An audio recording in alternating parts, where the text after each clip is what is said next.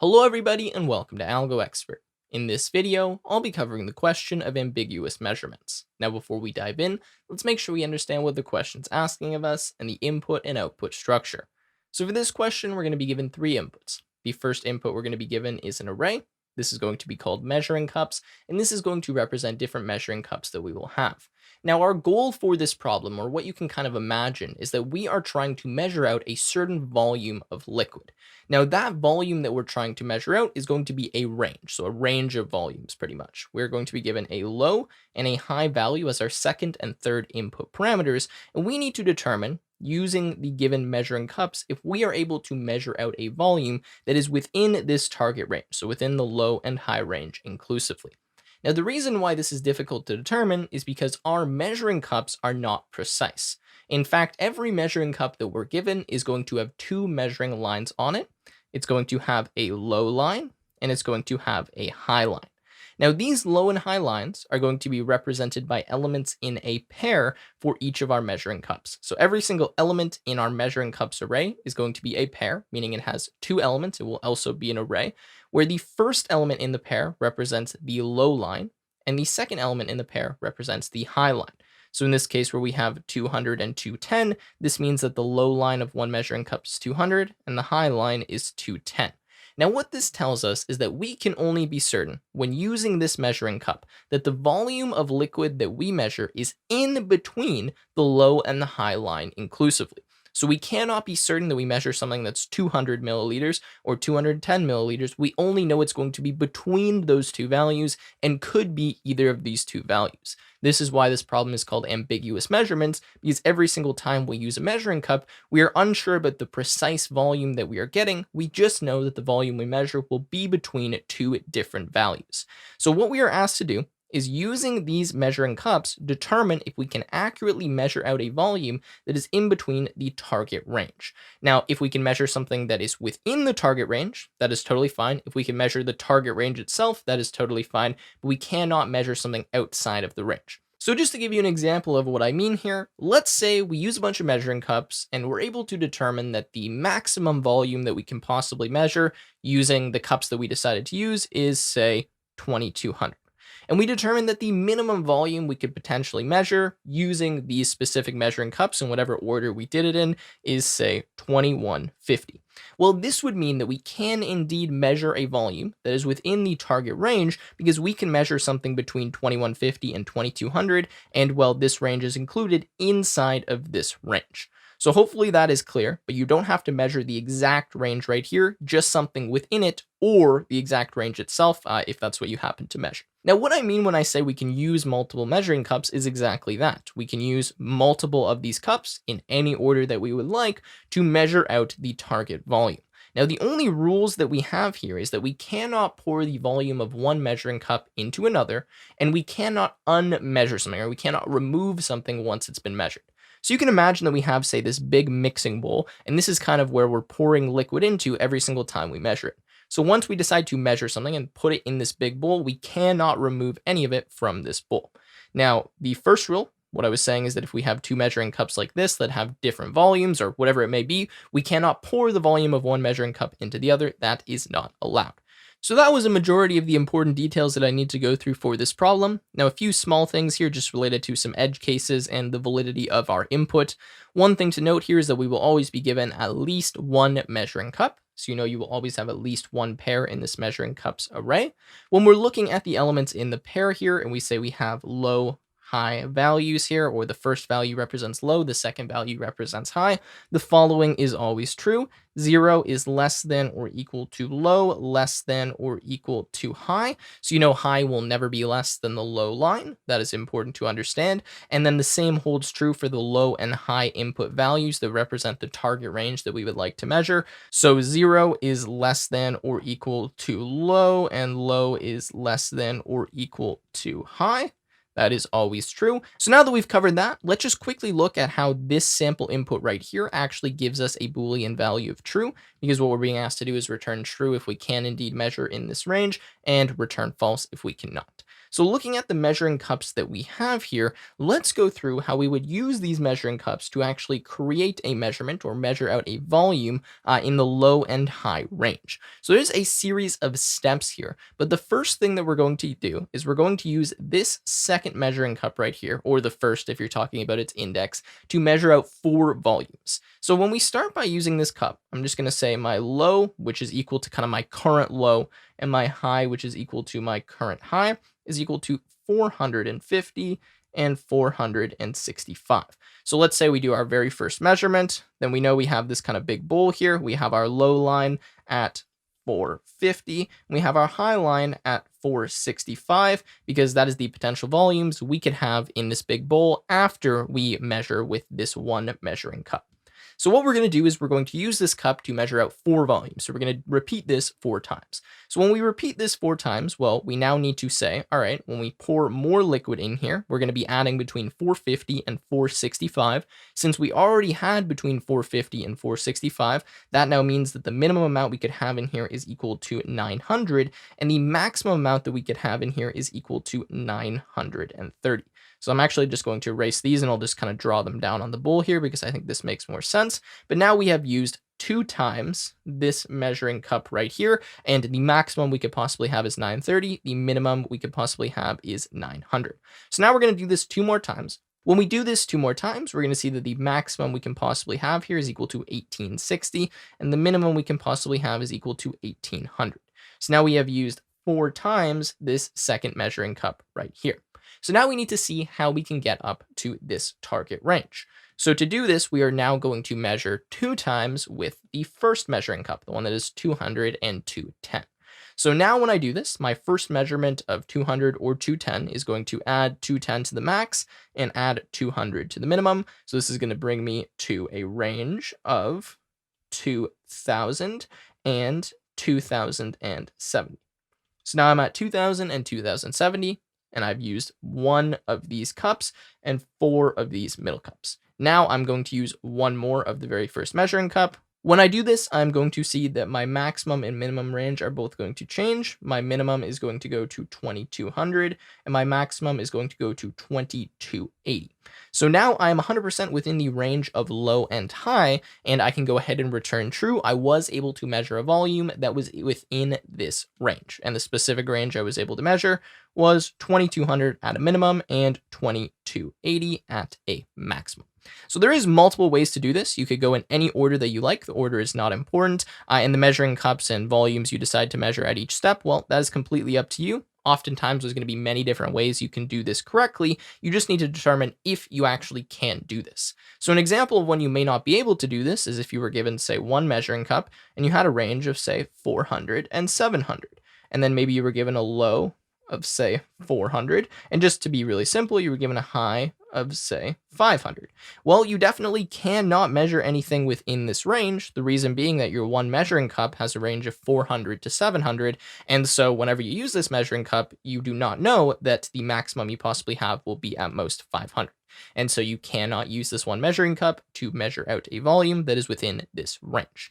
So hopefully that kind of clears up the problem and really explains what we're being asked to do here. So now let's talk about how we can actually go ahead and solve this. So as we start talking about the solution to this problem, the first thing that we need to realize is that this problem lends itself very nicely to recursion. Now let me just show you an example so you can understand what I mean. If we take the low of 2100 and the high of 2300, and we say that we want to measure something within this range, well, we need to pick cups that we're going to use to do this. So we don't know what cup or what order of cups we need to use to actually make this measurement, so we can just randomly decide to use one, at least for this example right here. So let's say I decide to randomly use this cup to make my first measurement, so it's 800 to 850. So after my first measurement, I've measured between 800 and 850. Now what this really tells me is that what I need to measure now, after I've measured between 800 and 850, is whatever my low range is, minus 800, minus the minimum I would have measured, and whatever my high range is, minus the maximum I would have measured already. So this tells me now that my range really now changes after I've made the measurement of 800 to 850 to be the following. Well, 2100 minus 800 is going to give us 1300. And then 2300 minus 850 is going to give us 1450. So now we have a new range of between 1300 and 1450 that we need to try to measure out. And that is because we've used this measuring cup right here, and that has reduced our range. So now what happens is we actually don't really care about the fact that we used this cup here. It doesn't really matter to us. All we care about now is what our new range is. So now that we have this new range of 1300 and 1450, what we can try to do is measure to this range. So again, we can decide to pick another measuring cup to do this. So let's just say that we're going to pick 800 to 850, but we could pick anything, right? I'm just randomly deciding this. So if we make another measurement of between 800 and 850, that reduces our range again. So now 1300 minus 800, well, that is going to lead me to 500 as my low range. And then we have 1450 minus 850, and that is going to lead me to 600. So now our new range is between 500 and 600. This is what we need to measure.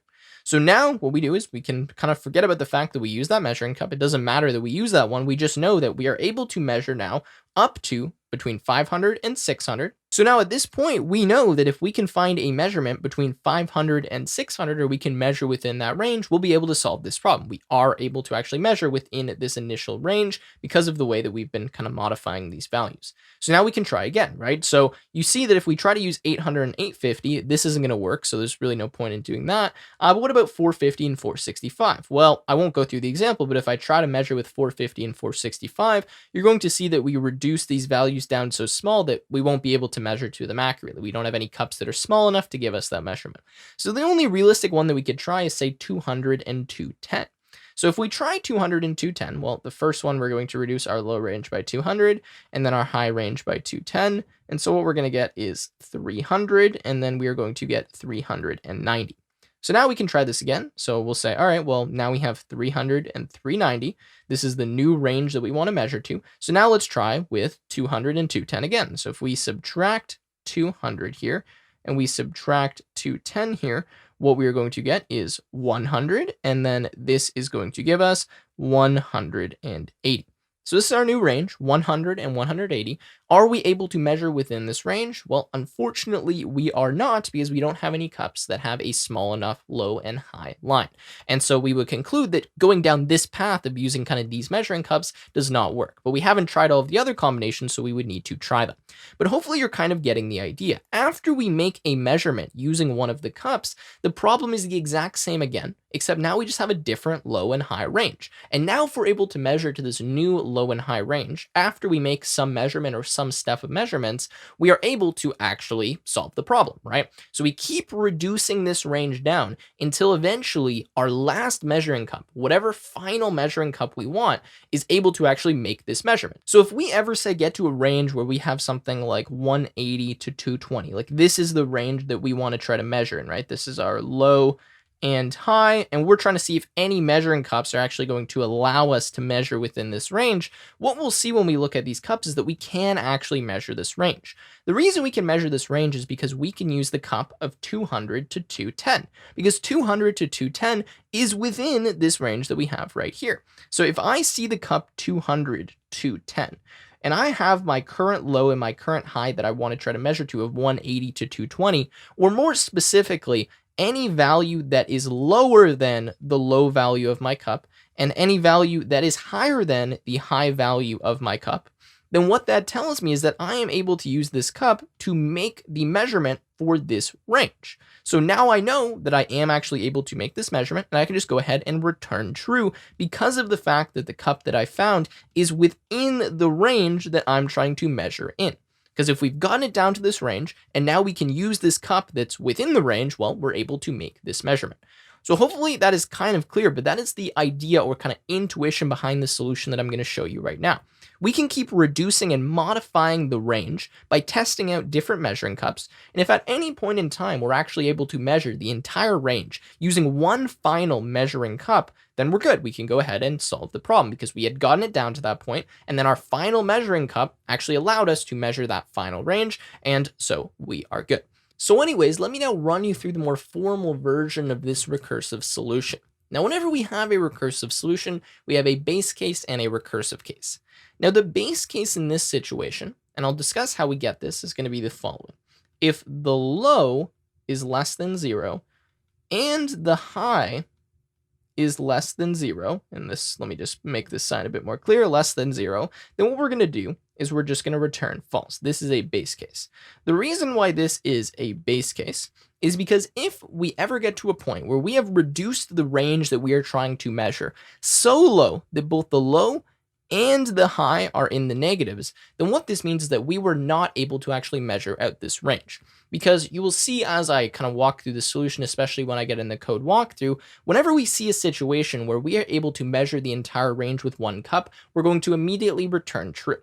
So if we did not have that situation, we were not able to measure the entire range with one cup, and then we called our recursive case or whatever ended up happening, we called the function again, and then we reach a point where both our low and our high are in the negatives, well, obviously we cannot measure out a negative range. And so we go ahead and we return false. Now, I understand this is a little bit unclear, but you will see as I start going through the recursive case, why exactly this is our base case. So that's our base case right there. If the low and the high value we're trying to measure out is less than 0, if they are both less than 0.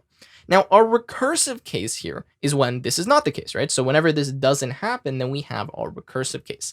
Now, for our recursive case, what we are going to do is we are going to try to use every single measuring cup to measure out the range, right? So if we are in a situation where we are able to use any one of these cups, so any one of these cups is within the range that we're trying to measure, then we can go ahead and just return true immediately because we're able to measure that range. However, if we are not in that situation, then we need to test every single cup. And for every single cup, we need to reduce the range by how much that cup is going to measure. So what I mean by that is that we're really just going to loop through all of the cups, and we're going to recursively call our function again, and we're going to reduce the range by whatever the low value of the cup was, whatever the high value of the cup is. And then we're going to continue this process again, and what this will do is lead us down every single possible way that we could measure out this range using the measuring cups that we have. And then eventually, if we return true from any one of these recursive calls, we know that we can actually solve this problem. But if we never return true, so we always end up hitting this base case, or we just never return true, then that means we are not able to solve this problem. Now, let me kind of write out what we'll call the recursive call stack here so I can show you how this is going to work. So I'll have a recursive function here. And what this recursive function is going to take is it's going to take the measuring cups that we need. This will be kind of a constant every single time. It will be the same measuring cups, just so we know which ones we have access to. And then it's going to take a low and a high value. Now, the low and the high is going to tell us what range we're trying to measure at this current step in the algorithm. So the low and the high at the very first step in our algorithm, the first call to this recursive function, is going to be equal to 2100 and 2300, because that is the low and the high that we're trying to measure at the very beginning. Now, from this recursive function, we're going to check our base case. So if we have a base case, we'll just return false. Now, if we don't hit this base case, what we do is we loop through all of the measuring cups that we have. We see if any of these measuring cups are within this range that we're trying to measure. If they are, that means we can use just that cup alone to measure out the range, and we can return true. However, if they are not, we need to recursively call this function, and we need to subtract from the low value the low of whatever measuring cup we're trying to use, and the high of whatever measuring cup we're trying to use. And we do this for every single cup. So let's run through this example. We start with the low and the high at 2100, the 2300. We go through the base case. We see that is not the case. So what we do is we go through our measuring cups. So the first measuring cup, I'll just denote it by I here, is going to be 200, 210. So we check if the low value of our low that we're trying to measure is less than or equal to the low value of our cup. Now, in this case, it's not, so we can immediately keep going, but we would also check, imagining that was true, if the high value of our cup was less than or equal to the high value of whatever we're trying to measure out, so the range we're trying to measure. In this case, that's not true, which means we cannot use this cup to measure out the entire range, and so what we need to do is use this cup, but we need to modify the range and recursively call the function. So what's going to happen now is we're going to have another recursive call.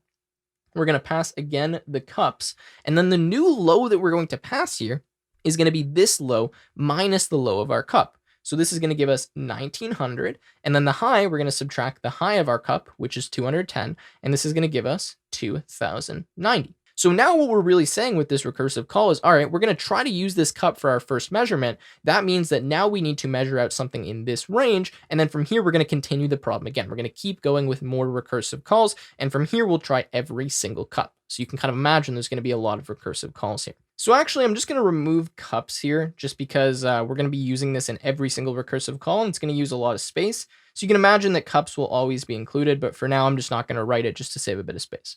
So anyways, we've made this first recursive call. Now that we've made this first recursive call, technically from this call, we would go and we would do the same thing. We make a bunch more recursive calls. We would check the base case, so on and so forth. Whenever you have a recursive solution, it usually works in a depth first search way, which means you're going to expand the entire kind of left recursive call tree before you actually move to the middle and to the right tree. Anyways, I'm just going to write out the tree as you would see it, not as it's being executed. And so what now is going to happen is that after I've checked this cup here, I need to move on to the next cup. So now I'm going to check this cup because now I've used this cup to make a measurement. So now I want to use this next cup to make a measurement or see if it can measure the entire range. So I am again going to check if this cup can measure the entire range that I have right here. The way that we check this is we see if the low value right here is greater than or equal to the low value right here. So you guys, I guess you could put this in reverse. You could check if this low value is less than or equal to this low value here. And then what you check is if this high value is less than or equal to this high value. So what you're just seeing is if this range is within this range right here.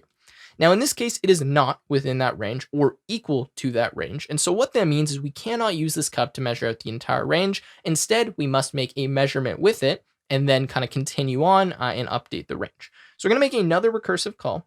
We're going to say rec. And now what we're going to do is take this low and subtract 450. So what this is going to give us when we subtract 450 is 1650 as our low.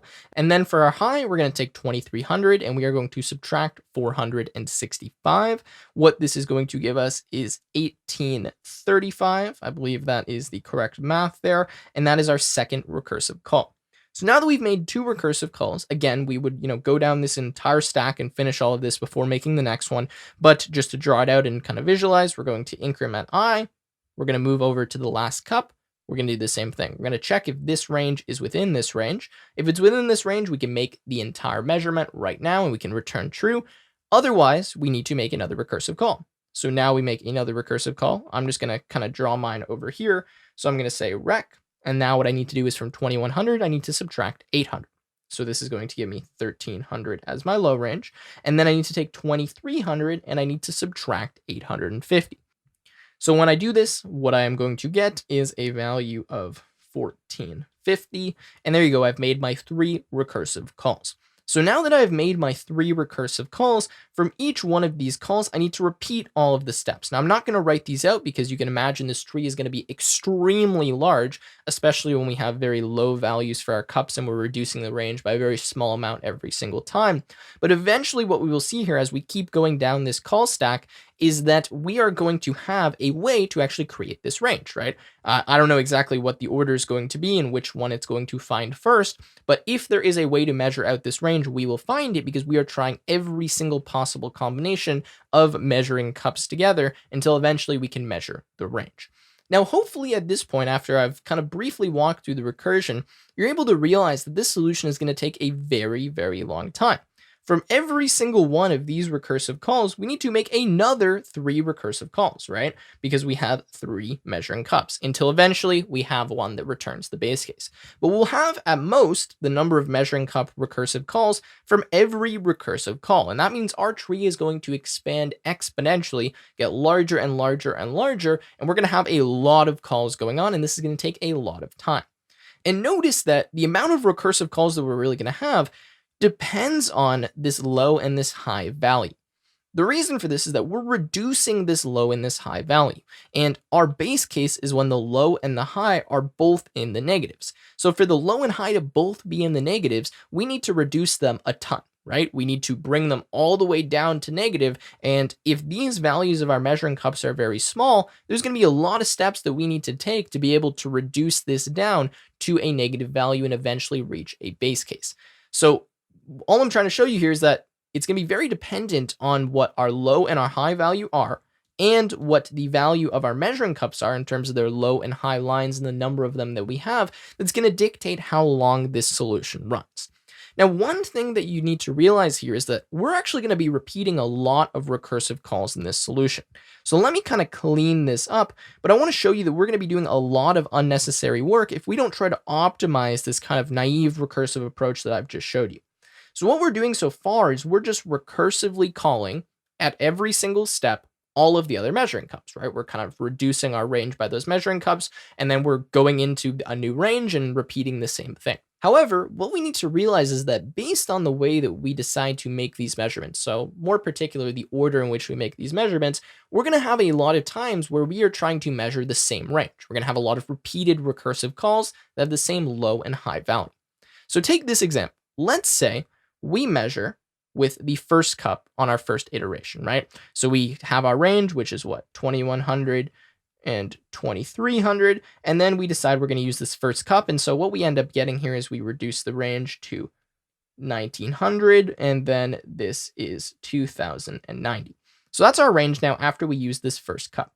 Now from this first cup, let's say we decide to use the second cup. So when we use this second cup, we now need to reduce 1900 by 450. And so what that's going to give us is 1450. We then need to reduce 2090 by 465. That's going to give us 1625. And that is kind of our next recursive call, right? If we just decide to use this cup right after we use the first cup. However, from this range right here, we only considered this first measuring cup. We now need to go to the second measuring cup.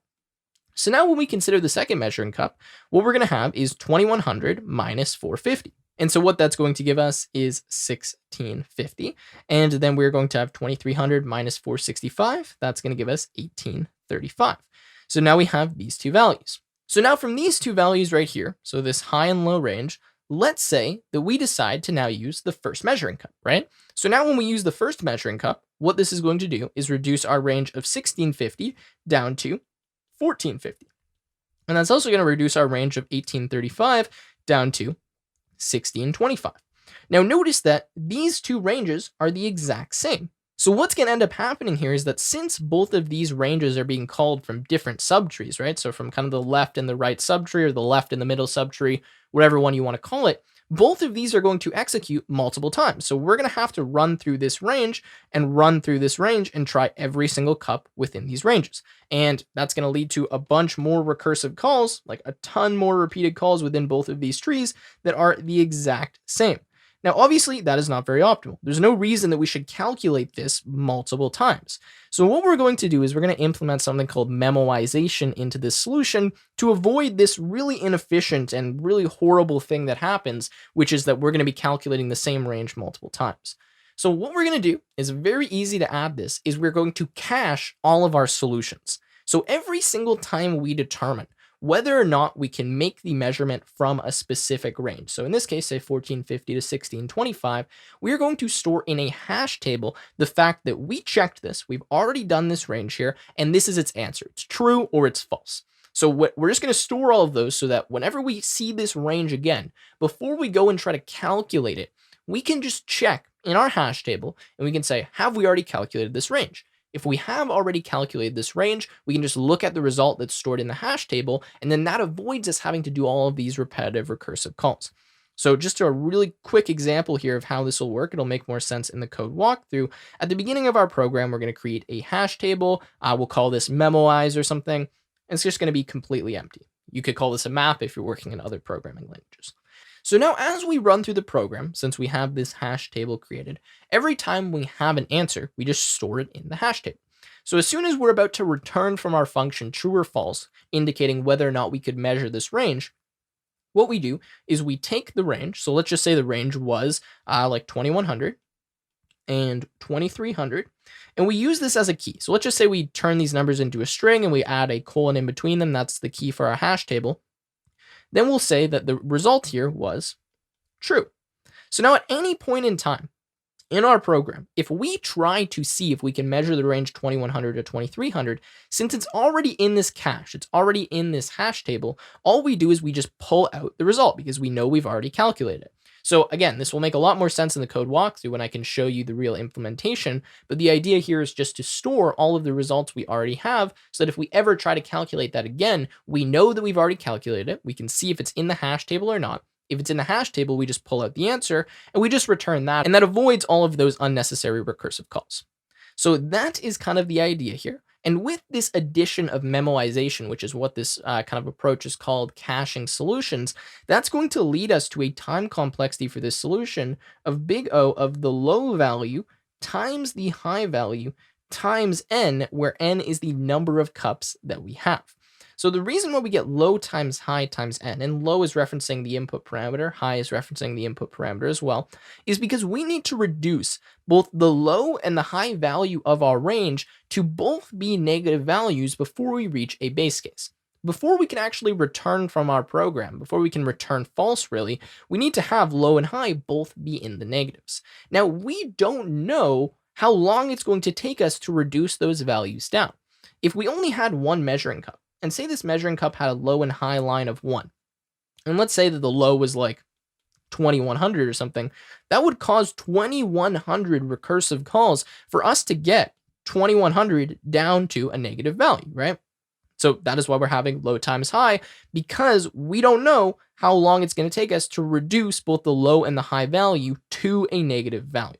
Now, the reason we get this multiplied by n is because for every single recursive call, we need to check every single cup, right? We're doing n work for every single recursive call. So this low times high is representing the absolute upper bound, the absolute maximum number of recursive calls that we could possibly have. And this n is telling us how much work we're doing in each of those recursive calls.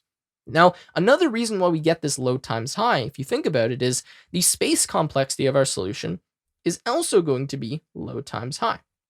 Now, the reason why low times high is going to be the space complexity is because we're going to have this cache, right? This kind of memoized table that's going to tell us all of the answers for problems, or I guess for function calls that we've already made. So in this hash table, the most amount of keys that we will have is low times high, because we have to account for every single possible combination of low ranges and high ranges that we could possibly have. So the maximum amount of keys that we'll have is low times high, and that means that we're going to need to determine that many answers, right, or that many results. And so that is why we get low times high as our kind of absolute upper bound. Now, it's worth noting here that this is a very rough and approximate time complexity. There's probably a way to get a more accurate or more precise time complexity out of this solution, because in reality, we're never really going to have to do a full low times high amount of work or a low times high amount of recursive calls. The reason for that is that this time complexity, as I was stating, really depends on what the value of our cups are, what their low and high lines are. If their low and high lines are very high, then what that means is that it's going to take very few steps for us to reduce both low and high down to this base case, down to negative values. However, we don't know what the low and high value of our cups are going to be, so as an absolute upper bound, we say low times high, because we may need to possibly consider every single combination of low and high range values. So just to give you a more clear example, we may have to consider, say, the range of like 1 to high, right? That's a range we very conceivably could have to consider. We may also have to consider the range of 2 to high. We may then have to consider the range of 1 to high minus 1 and see if we can fill something in that range or measure something in that range. And so this is really why we're writing low times high, is because in an absolute worst case, we could be considering all of these different combinations. And then for all of those combinations, we're doing this n work. So that is why we get the low times high times n. So it's worth noting that if you're in a coding interview, it's much more important that you're able to come up with a solution and implement a solution to a problem like this than it is to really analyze deeply the space and time complexity. Now, obviously, it's very important that you know how to do that, and you should be able to do that. But a lot of the times when you're given more difficult recursion problems especially, you're being evaluated more on your ability to come up with a solution, implement that in code, than you are to really give the exact space and time complexity. And as I said here, this is a rough approximation. This is not necessarily precise, and it's much more important that you know the factors that really affect the speed of this solution than be able to come up with this exact notation right here. So really understand that these measuring cups and their low and high lines, that's going to be the number one factor that affects the time complexity of this solution. The reason being is that that tells us how quickly or how slowly we reduce this low and high value down to its base case. So one last note here that's very important. You want to make sure that for these types of problems, you implement memoization. If you don't implement this solution caching like I showed you, and you just implement the basic recursive algorithm, a lot of the times these solutions are going to time out on very small inputs just because there's so much work that needs to be done, so many repeated recursive calls. For this problem specifically, if you don't implement memoization, it's actually going to time out on about 60 or 70% of the test cases we have here on AlgoExpert. So especially if you were in a coding interview, you would want to make sure you use this type of optimization where you're caching these solutions. So just keep that in mind. So with that said, let's now dive into the code walkthrough and I'll show you how we can implement this solution. So I'm here in my code editor and I have my ambiguous measurements function defined, which takes in 3 input parameters: measuring cups, low, and high. Now I'm going to begin in this function by actually defining the data structure or the hash table, map, dictionary, whatever you'd like to call it, that's going to store all of the answers that we've already calculated or all of the ranges that we've already determined if we can measure or not. So I'm just going to call this memoization, and this is going to be kind of our cache that I discussed in the conceptual overview that stores those answers. So memoization is equal to an empty hash table, map, dictionary, and then what I'm going to do is return a function that I've yet to define yet that is going to be called can measure in range. Now what this is going to take is measuring cups, it's going to take a low and a high representing the range, and then it's going to take this memoization hash table / dictionary that's going to tell us the answers that we already know. So we're going to return can measure in range, which means we do need to define this function. So I'm just going to copy this right here and say define, and then can measure in range, and we'll take in these same values right here. Now inside of this function, this is where we're going to implement the recursive solution. So this will be the recursive function. This is kind of just the entry point of our program. So the very first thing that I'm going to check here is if the range that we're trying to measure is already in the memoization table, if we've already calculated the answer for it.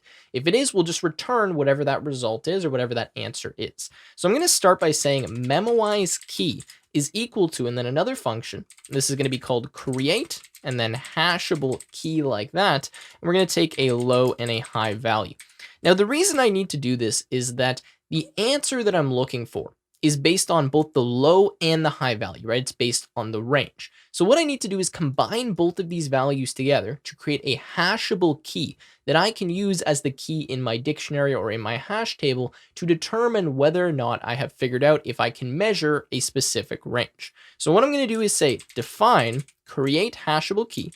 This is going to take a low and a high value. And what this is going to do is just combine them as a string. So it's going to say return string low plus colon plus string high. Now the idea behind this is that I'll take these two integers, I will turn them into strings, I will have a colon in between them, and then this way, this unique string will represent the range of these two integers because I need a hashable key, right? I can't hash just two unique numbers. I need to combine them into something so that it's one key that I can use to determine if I have measured this range already, or if I was not able to measure this range already. So now what I'll say is if the memoize key is in the memoization table, then what I will do is return memoization at memoize key. This means that we already have this answer calculated, so we can just go ahead and return it. Now, if this is not the case, if we have not already calculated this range, or we've not figured out whether we can measure or not measure this range, we need to check the base case. So we're going to say if low is less than 0 and high is less than 0, then what we can do is return false. So this is our base case. Pretty straightforward. If both of the values for our range are negatives, then we are just going to return false because obviously we cannot measure negative volumes. Now what I'm going to do is I'm going to start looping through all of my cups.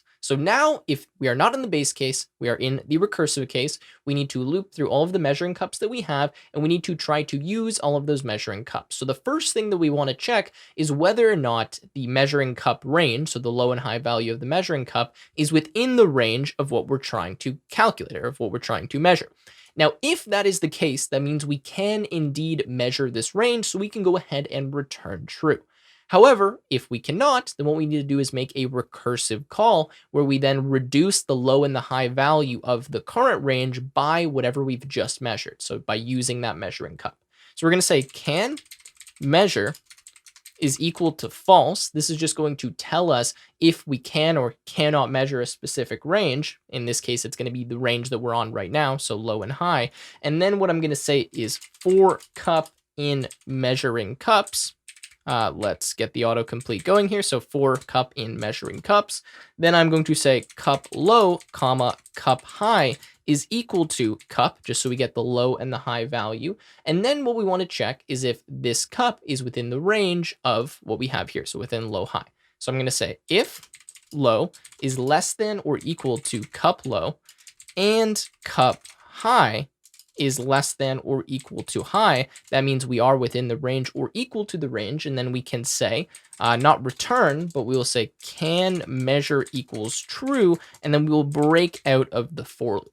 So since we can actually measure this range, we just say, yes, we can do that, and then we break. Now what I'm going to say, if that is not the case, is can measure is equal to can measure in range, and now we need to reduce the range. So we're going to pass measuring cups, and then we're going to pass low minus cup low and high minus cup high, because we're acting as though we just used this measuring cup here to measure a certain quantity. We now need to reduce the range by whatever that was, and then we will also pass the memoization table like that. Finally here, we're going to say if can measure, and let me just get us a bit of space here. So if can measure, if this recursive call returned true, then what we want to do is just break out. And then finally, what we'll do here is we'll return can measure. So this is where the only return statement other than the base case and the memoization case is in our program. But right before we do this, we want to store this answer in the memoization table. So I'm going to say memoization, and then this is going to be at memoize key, the thing that we created at the very top of our program, is equal to can measure. And that's the reason I kind of implemented this variable here, so that we could actually store the result of this function call. So this is actually the entire algorithm. Now let me walk through this more in depth and really explain what's going on here. So obviously we start by creating this memoization hash table / dictionary that's going to cache all of the answers or all of the function calls that we've already made. Then what we do is we call can measure in range. We pass the measuring cups, the low and the high value, and the memoization table. Then inside of here, the first thing we do is we create a unique key for the low and the high value, so for this range, so that we know whether or not we have calculated this range before. We then say if this key is in the memoization table, this means we have made a call to this exact function before, so with the exact same low and the exact same high value, so we can just return the answer because we already know what that is. We've already made that calculation. Otherwise, though, if this is not the case, so if we have not made this calculation, we need to check the base case. If we are in the base case, we return false. Otherwise, we need to go into the recursive case, which is all of this right here. So we start by saying can measure is equal to false. We then loop through all of the measuring cups. We get the low and the high line from these measuring cups just by decomposing that list or that pair that we have. And then we say if low is less than or equal to cup low and cup high is less than or equal to high, what this means is that this cup is in between or equal to the range that we are trying to measure. What that means is that we can use this cup alone to measure that range. And so what we do is we say can measure is equal to true. We can indeed use this cup, and then we break out of the for loop because we already know we've solved this problem, or the answer is true. We can go ahead and return true. Now, otherwise, what we do is we say can measure is equal to, and then a recursive call to this function again. So we pass measuring cups. We then have low minus cup low, high minus cup high, and we pass memoization. The idea behind this line is that if this cup was not within the range and neither of the values were negative, or not neither, sorry, but both of the values were not negative, we need to continue reducing both the low and the high value here to see if we are able to measure it eventually. So we kind of say, well, we're going to use this cup right here to make a measurement of whatever the low and the high value is of this cup. So we'll reduce the low and the high, and then we'll call the function again, and we'll continue to do this until eventually we reach the base case. We return true, or we have the memoization case. Okay, then in this case, if can measure is equal to true, that means we can indeed measure this range, and so we just break out of the for loop. There's no need to continue to do this. And then what we say is memoization at memoize key is equal to can measure. So we store the answer of this recursive case right here, and then we return can measure. So that solves our problem. That is the entire solution, and this solution runs in big O of low times high times n time, and this takes big O of low times high space, and n, of course, is the number of measuring cups that we have. Now, the reason we get the low times high space is, again, because of what I explained in the conceptual overview, but we have this table right here, the memoization table, which is going to store, at most, low times high keys, right, for every single possible combination of low and high, so the ranges that we're trying to kind of figure out if we can measure. And the reason we have this low times high times n time is because for every single range that we're potentially going to be checking, which is low times high, we have to perform n work. That n work comes from looping through all of the measuring cups. So with that said, that is going to conclude this video and this code walkthrough. I hope that this was helpful to you, and I look forward to seeing you in another AlgoExpert question.